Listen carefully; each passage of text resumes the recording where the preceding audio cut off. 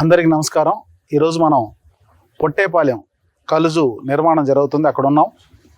ఇది దశాబ్దాల కాలం నుంచి ఈ పొట్టేపాలెం కలుజు నిర్మించాలని స్థానిక ప్రజలు కానివ్వండి, ఈ రోడ్డు ద్వారా ప్రయాణం చేసే వాహనదారులు కానివ్వండి, వాళ్ళ కోరిక. అలాగే కోటంరెడ్డి సీతారెడ్డి స్థానిక ఎమ్మెల్యే, ఆయన దగ్గర ప్రజలు ఎన్నోసార్లు అడగడం జరిగింది. ఆయన కూడా దీనికోసం నిరంతరం పోరాటం చేయడం జరిగింది. 2014 నుంచి ఇప్పటికి 3 ప్రభుత్వాలు మారాయి. 2014 నుంచి 19 వరకు కోటంరెడ్డి సీతారెడ్డి గారు ప్రతిపక్షంలో ఉన్నారు. ఆ టైంలో కూడా దీనికోసం పోరాడారు. ఆ తర్వాత 19 నుంచి 24 అంటే ఒక 15 నెలల ముందు వరకు ఆయన అధికార పక్షంలో ఉండి, ఆ రోజు కూడా దీనికోసం ఆనాటి ముఖ్యమంత్రి జగన్మోహన్ రెడ్డి దగ్గరికి కూడా ఈ విషయాన్ని తీసుకెళ్ళి అసెంబ్లీలో కూడా ప్రస్తావించడం జరిగింది. స్వయంగా ఆయన నెల్లూరు పర్యటన ఉన్నప్పుడు ఇదే రోడ్డు ద్వారా తీసుకెళ్ళి దీని యొక్క అవసరం గురించి వివరించడం జరిగింది. అయినా కూడా దీని నిర్మాణానికి ఎవరు కూడా ముందుకు రాలేదు. తర్వాత ఇప్పుడు 3వసారి ఎమ్మెల్యేగా గెలిచిన తర్వాత ఆయన వైసీపీ నుంచి టీడీపీలోకి మారి ఆయన ఎన్నో ఇలాంటి సమస్యల కోసం ఆయన మారడం జరిగింది. అయితే మారిన తర్వాత ముఖ్యమంత్రి చంద్రబాబు నాయుడు దగ్గర, అదేవిధంగా ఆనాటి యువ నాయకుడు లోకేష్ గారి దగ్గర మాట తీసుకొని దీని నిర్మాణం కోసం పట్టుబట్టి దీని గురించి ప్రస్తావించి, ఆ తర్వాత పార్టీలో చేరిన తర్వాత ఈ అధికారంలోకి వచ్చిన వెంటనే దీనికోసం ప్రణాళికలను చేసి దాన్ని ఎలా నిర్మించాలి ఏంటి అనేది ప్రభుత్వం దృష్టికి తీసుకెళ్ళి వెంటనే దీన్ని ప్రారంభించడం జరిగింది. అయితే ఇది మామూలు సమస్య కాదు, ఒక నెల్లూరు రూరల్ నియోజకవర్గం యొక్క సమస్య కాదు.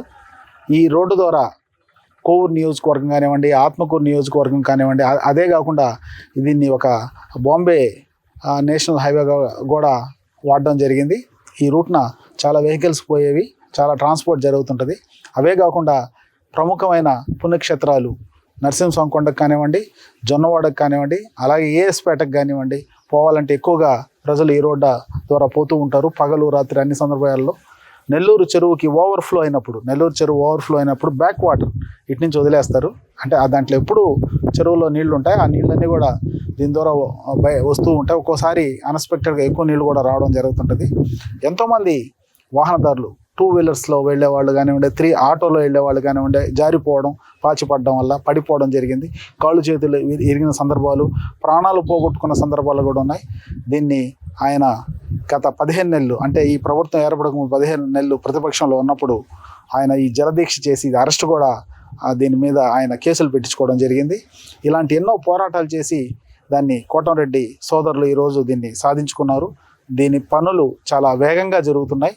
ఇవి కూడా చాలా వాటర్ ఎక్కడ కూడా నాకు తెలిసి నా హైటు వరకు దీన్ని నిర్మించారు. అంటే ఇంతకంటే నాకు తెలిసి పెద్ద ఎంత ఫ్లడ్ వచ్చినా కూడా ఇంత వాటర్ రావు. అంటే ఎటువంటి పరిస్థితుల్లో కూడా వాటర్ అంతా కూడా ఇక్కడ ఉన్న ఈ హోల్స్ గుండా లోపలికి వెళ్ళిపోతాయి, బయట అటు పెన్నాలోకి వెళ్ళిపోతాయి. కాబట్టి ఈ బ్రిడ్జిగా నిర్మాణం జరిగితే ఈ నెల్లూరు రూరల్ నియోజకవర్గ ప్రజలకే కాదు, ఇక్కడ ఉండే గ్రామాల ప్రజలకే కాదు, అలాగే ఈ రోడ్డున పోయే ఇతర నియోజకవర్గ ప్రజలకు కానివ్వండి, ప్రతి ఒక్కరు కూడా చాలా ఉపయోగకరంగా ఉంటుంది. వాళ్ళందరూ కూడా నాకు తెలిసి చాలా సంతోషపడతారు. వాళ్ళ దశాబ్దాల కళ నెరవేరబోతుంది. నాకు తెలిసి ఇది ఆగస్టు, అంటే వచ్చే నెలలో దీన్ని ప్రారంభించే అవకాశాలు ఉన్నాయి.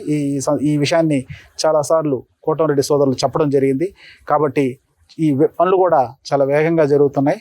ఇక్కడ కూడా చాలా వేగంగా జరుగుతున్నాయి, చాలా నాణ్యతతో జరుగుతున్నాయి. ఎందుకంటే బ్రిడ్జికి సంబంధించిన పనులు కాబట్టి దీన్ని కోటంరెడ్డి శ్రీధర్ రెడ్డి కానివ్వండి, గిరిధర్ రెడ్డి కానివ్వండి పదే పర్యవేక్షించడం కానివ్వండి, సలహాలు ఇవ్వడం కానివ్వండి, ఈ స్థానిక ప్రజలు నాయకులు అందరిని కూడా కలుపుకొని దీని విషయం మీద చాలా సీరియస్గా తీసుకొని పనులు చేస్తున్నారు. కాబట్టి ఈ పొట్టేపాలెం ఈ బ్రిడ్జి కానీ, ఈ కలుజు మీద ఈ బ్రిడ్జి కానీ పూర్తయితే ఒక నెల్లూరు రూరల్ కాకుండా ఒక 4-5 నియోజకవర్గ ప్రజలకు రవాణా ఈజీ అవుతుంది, చాలా సేఫ్టీ అవుతుంది. ఎందుకంటే పగలు రాత్రులు ఎప్పుడు ప్రయాణాలు జరుగుతుంటాయి. కాబట్టి ఇక్కడ పడ్డా కూడా వెంటనే హాస్పిటల్కి వెళ్ళాలన్నా కూడా కాస్త దూరం ఉంటుంది. కాబట్టి ఈ ప్రమాదాలను కూడా అరికట్టే ప్రమాదం ఉంటుంది. కాబట్టి చాలా మంచి పని చేస్తున్నారు. కాబట్టి ఈ పని ఈ ప్రాజెక్టు ఆగస్టులో పూర్తయ్యి ఈ ప్రజలకి అందుబాటులోకి వస్తుందని ఈ సందర్భంగా తెలియజేసుకుంటున్నాను.